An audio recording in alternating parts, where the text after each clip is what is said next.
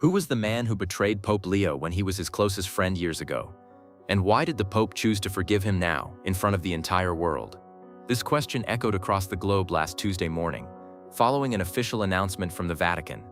It all began with the final fall of a disgraced journalist, Marco Varilli. Once a brilliant and fearless writer, he was now buried under the rubble of his own career. Everyone expected the Church to condemn this fallen man, but the statement that came from the Vatican was not a condemnation, it was a shockwave. It announced that Pope Leo had personally forgiven Marco Varilli, despite the deep wounds of the past, and offered him sanctuary to find peace. If you believe in the power of forgiveness and second chances, you have come to the right place. As we peel back the layers of this story, you will find a meaning far deeper than what you see. Consider subscribing to our channel, because we will walk this path together. News agencies ran it as a breaking story. Social media erupted. How could this be? Why would the Pope risk the Church's image to protect a man despised by the public? The halls of the Vatican were reeling from the unexpected decision. The Pope's closest advisor, Cardinal Francesco, rushed to the Pope's private study. Your Holiness, you cannot do this. Have you forgotten who Marco Varilli is? The world may have forgotten what he did in Peru, what he did to you, but we have not. This man was the beginning of your end. Bringing him here will do nothing but reopen that old wound. Pope Leo was looking out the window at St. Peter's Square. He was calm. There was no anger, no hesitation in his eyes. Francesco, He replied. I haven't forgotten. I am doing this precisely because I remember everything. The cardinal was stunned. This answer only deepened the mystery. So what really happened in Peru? How did Marco Varilli, then a young and idealistic journalist, change the life of Father Robert, the future pope, forever? This is the heart of the story, the moment that defined a future pope. If you find value in understanding the why behind great acts of faith, liking this video helps us reach more people who are searching for these answers. Now let us turn back the dusty pages of time. The year is 1992. Chiclayo, Peru. This was a place the world had forgotten, and in the midst of its people was a young American missionary priest, Father Robert Prevost, the man who would become Pope Leo. He was running a small orphanage and clinic here. It was during those days that a passionate young Italian journalist arrived in the village, Marco Varilli. When they met, an instant bond formed between them, and they soon became the closest of friends. In the evenings, they would sit on the clinic's porch, sharing their dreams. One night, Father Robert confided his biggest secret to his dear friend.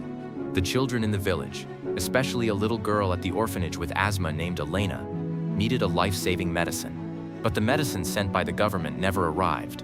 So Father Robert was using donations from charities in Europe to acquire the medicine through unofficial gray market channels. It was dangerous, technically a crime, but it was the only way to keep the children alive. Father Robert felt relieved after sharing this secret, trusting his friend completely. But in that moment, he saw a glint in Marco's eyes. It was not the glint of understanding from a friend, but the glint of ambition from a journalist who had just found the story of a lifetime. And in the end, Marco made a choice. He chose his ambition. A week later, a headline ran in one of Italy's largest newspapers, under Marco Varilli's byline, Vatican's missionary in Peru involved in black market drug smuggling. The story was a cruel distortion of the truth. It painted Father Robert as a reckless criminal who endangered children and stained the name of the church. The betrayal fell like a bomb on that small village. The authorities raided the clinic and confiscated all the medicine. The worst part was that little Elena, now without her medication, grew critically ill. Father Robert was forced to watch, helpless, as the child's health deteriorated before his eyes. Within weeks, he was recalled by the Vatican and ordered to leave Peru in silence. On that day, it wasn't just Father Robert's mission that ended. His faith in friendship, and perhaps in humanity itself, was profoundly shaken. After such a deep betrayal, such pain, how could any person ever learn to forgive? Years later, the young priest from that dusty village was now sitting in his chapel as the leader of the Catholic world. And in his mind was not the sting of betrayal, but the lesson that the pain had taught him. He turned to Cardinal Francesco, who had entered the room again. Francesco, The Pope said, you remember that day as the beginning of an end. I remember it as a beginning in itself. When Marco stabbed me in the back, I thought I had lost everything. My clinic, my reputation, even my faith. But at the bottom, when a man has lost everything, only one thing remains, the mercy of God. The Pope walked towards a fresco on the chapel wall, depicting a biblical parable, Remember the parable in the Gospel of Matthew, Francesco. The king forgives his servant a debt of 10,000 talents, an impossible sum erased.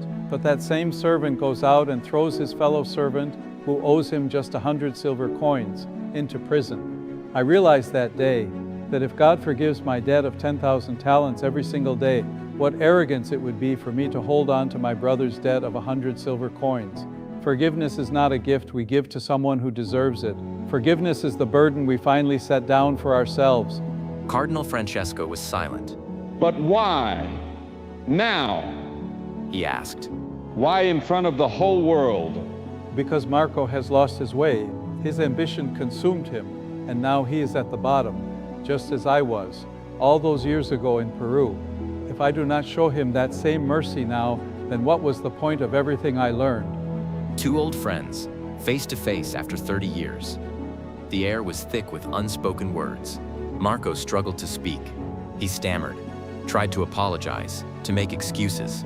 Pope Leo stopped him by placing a hand on his shoulder. Marco, I remember something from Peru. Little Elena, even when she was at her sickest, never let go of her favorite toy, the small wooden bird you carved for her. The innocence of a child can see a flicker of goodness, even in the midst of a great betrayal. These words broke through all the walls Marco had built for decades. He began to sob. These were not tears of self-pity, but tears of a soul's deep regret. The Pope simply patted his old friend's back. In that garden, in that moment, no more words were needed. So what happened next? Marco Virilli disappeared from the headlines. With the Pope's help, he began working for an anonymous charity in a small town in southern Italy, helping refugees. He used his writing skills not for headlines, but to write letters for children who did not know how. A week after the event, during his Sunday sermon, Pope Leo did not speak of Marco or Peru. He spoke only of forgiveness. He said, "Forgiveness does not change the past. That is impossible. Forgiveness unlocks the future. It is the only key that can break the heaviest chains on our hearts. This path is the most difficult one, but it is the only path we are meant to walk." On that day, Pope Leo didn't just teach the world a theological lesson. He showed with his own life that even the deepest wound can be healed by mercy, and that the greatest betrayal can kneel before the power of forgiveness. This is the Pope's path. So, what do you think? Is it possible to forgive someone who has wounded you so deeply? Or what do you believe is the hardest part of forgiveness? Share your valuable thoughts with us in the comments section below. If this story touched your heart, please like and share this video. And don't forget to subscribe to our channel for more inspirational stories like this one. We'll see you on the next journey.